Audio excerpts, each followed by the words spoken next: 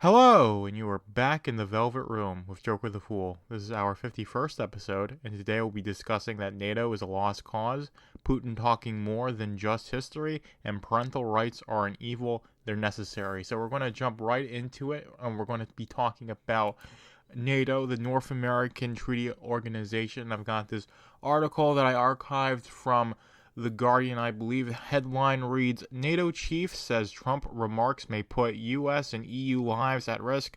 Now, Trump said something that was basically, it says, after Donald Trump invited Russia to attack member countries that he perceived as not meeting their financial obligations, Stoltenberg, who I guess is, one of the higher ups at NATO, says any suggestion that allies will not defend each other undermines all of our security, including that of the U.S., and puts the American and European soldiers at increased risk.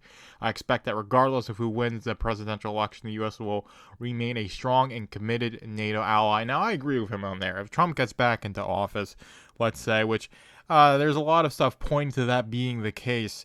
NATO is still going to exist. It's part of the globalist agenda from the Western lens. It's something that's going to exist. It's something that justifies a lot of wars happening, especially with Russia and China, because it's essentially something that was formed during the Cold War, NATO, for the Western Unions to have an avenue for mutually assured destruction. The Russians and the USSR had the Warsaw Pact, where it had a bunch of satellite states and saying, hey, we're going to share military resources, we're going to have this clause saying an attack on one is an attack against all, which is why saying, well, if, hey, NATO isn't going to defend the ones who don't pay up, then that undermines that point. And the idea of saying, hey, if, let's say, Ukraine joins NATO and Ukraine gets attacked, that we wouldn't just nuclear bomb the shit out of Russia and then they nuclear bomb the shit out of us. It just kind of eliminates mutually assured destruction. You can't play brinksmanship where you go to the brink of nuclear war, then you go back. That was the strategy for the Cold War. And it's essentially just how it's continued and evolved.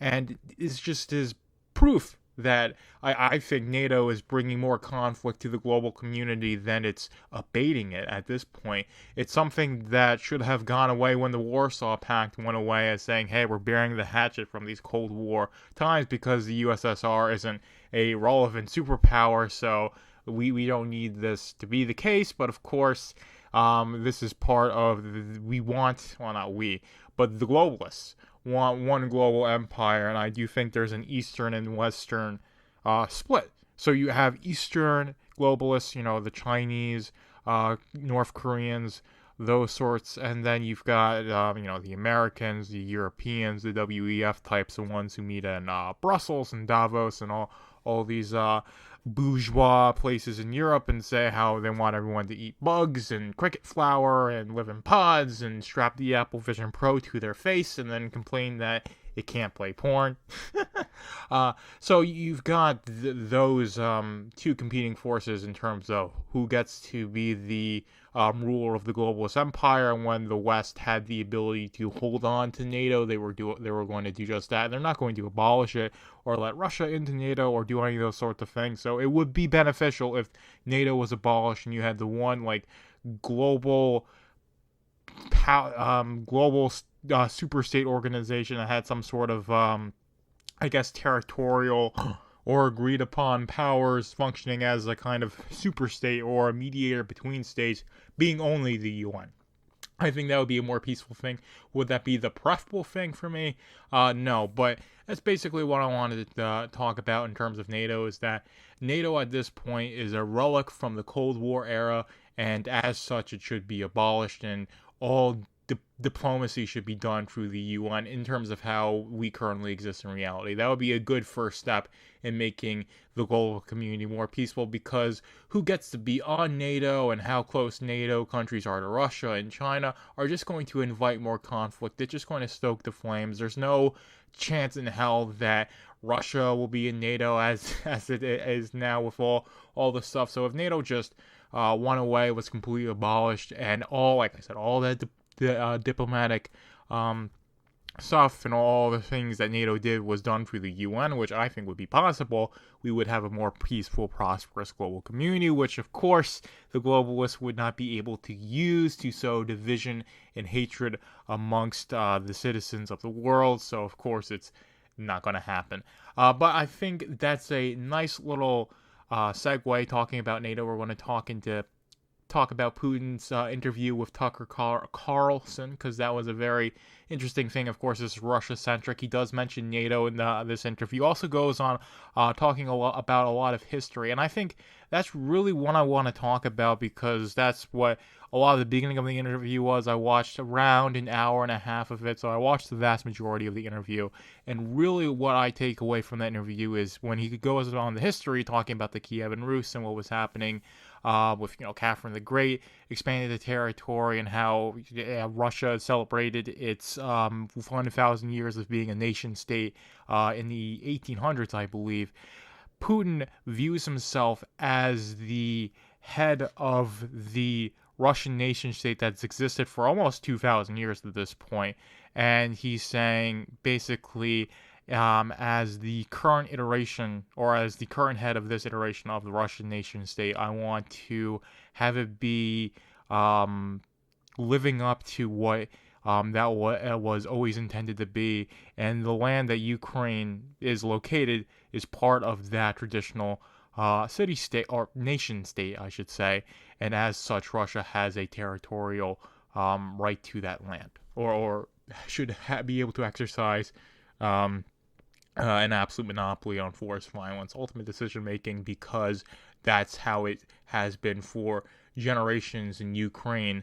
As a country, as an ethnic group, was really manufactured rather than something that rose about organically like the Kievan Rus did back in like 850 or whenever it happened to have happened. So that's really what I get from Putin. I think it's a much more reasonable thing than like he wants to be like Hitler 2.0 or something like that. I do think it's a more logical, rational take than, of course, the legacy media is going to give him. Does this mean I trust Putin? Does this mean I think Putin is a good person?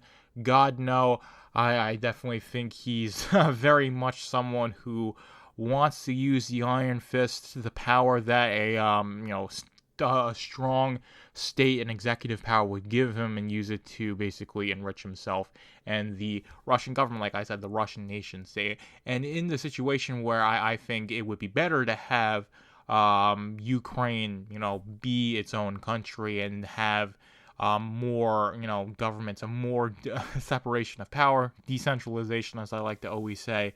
I think that would be better in terms of getting us closer to a volunteer society, but having the U.S. send billions of dollars and having NATO get involved and the EU and all these forces trying to make that geographical area look like how the Westerners want to look like instead of how the Russians, think it looks like, because, hey, we have these maps in the archives and this is how it looked like and this is what we want to go back to, is going to be a lost cause, and it's going to seem more or less just imposing values and wills onto a people rather than being just the friendly policeman of the global community, which is what I imagine a lot of people see themselves as, especially the boomers.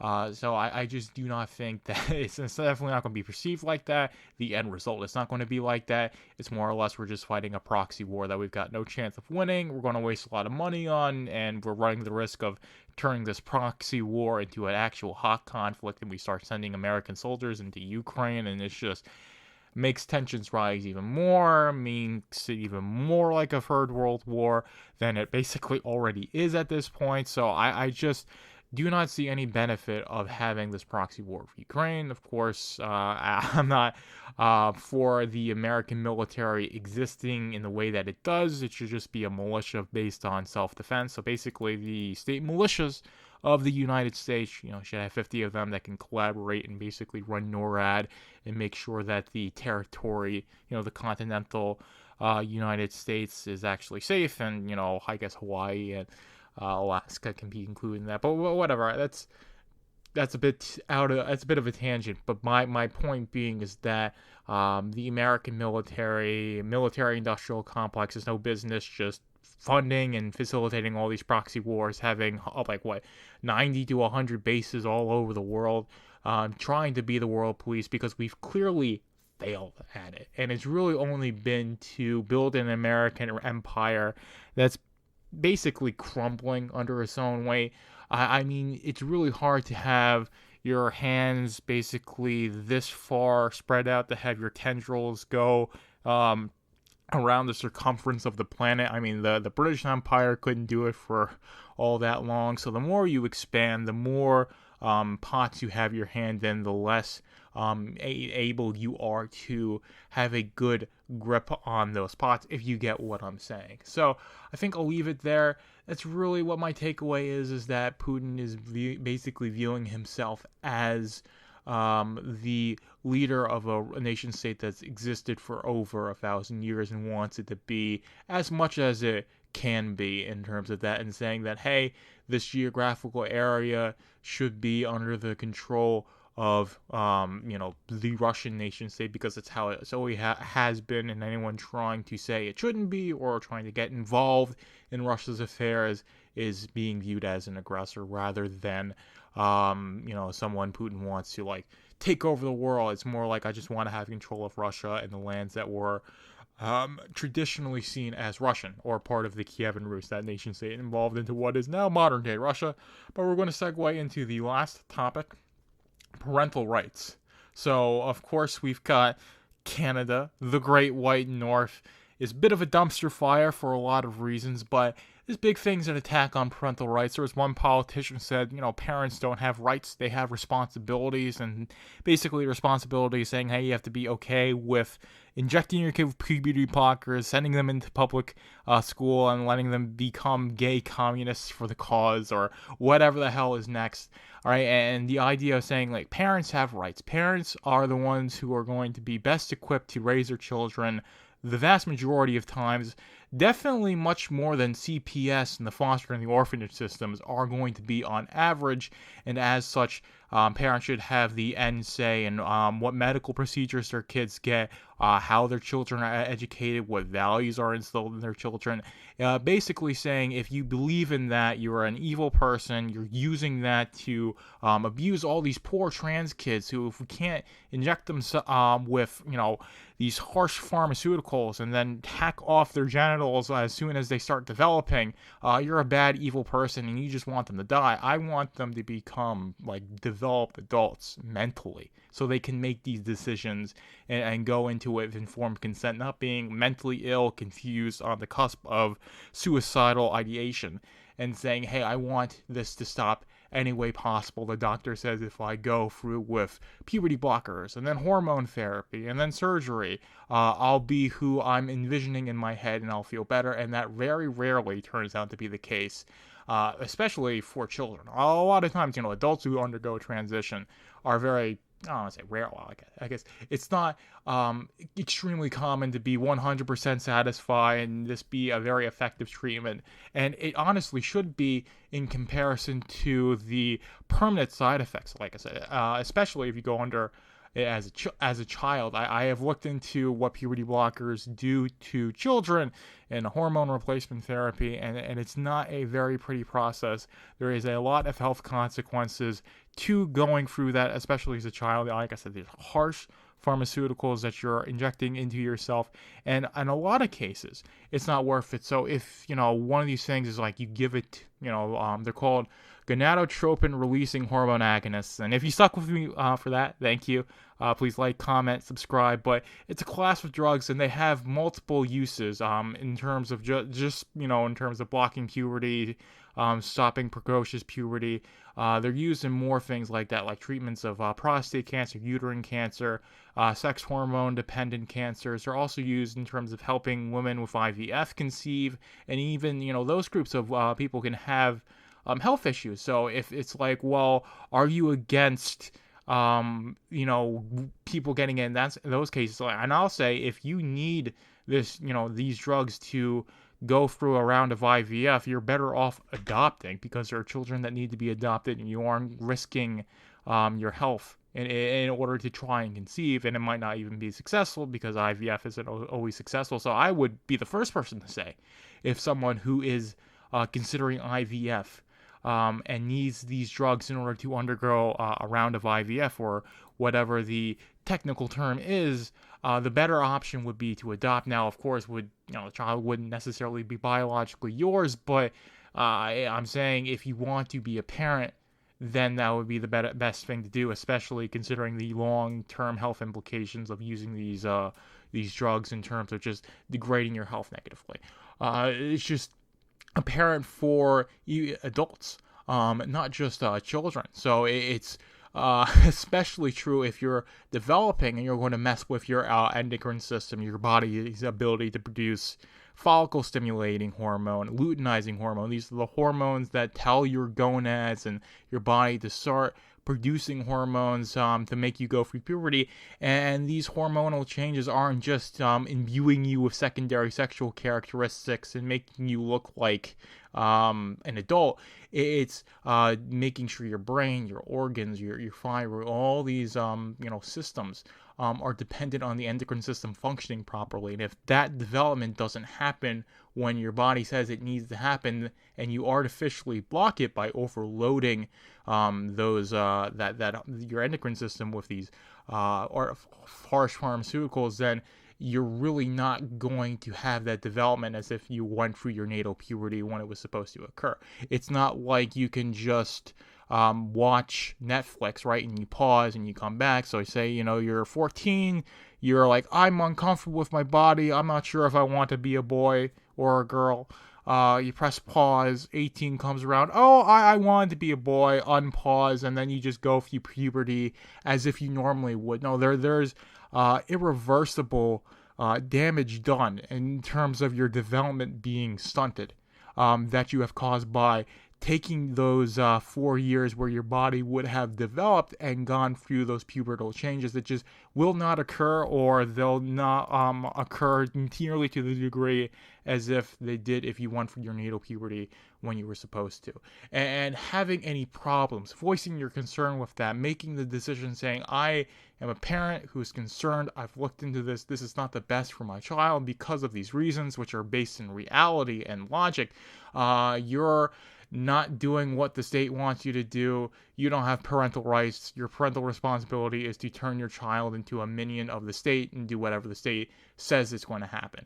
And that's the reason why parental rights are important, because parents are the ones who are going to be able to say, hey, I want my child to be free. I want my child to be able to become an adult that's independent and can make their own decisions. And a lot of times the state is antithetical to that, and the state is antithetical to a lot of children ending up in good positions. If you look at how awful a lot of public schools are in terms of just the education levels, especially in this country, a lot of inner city kids are stuck in the school to prison pipeline.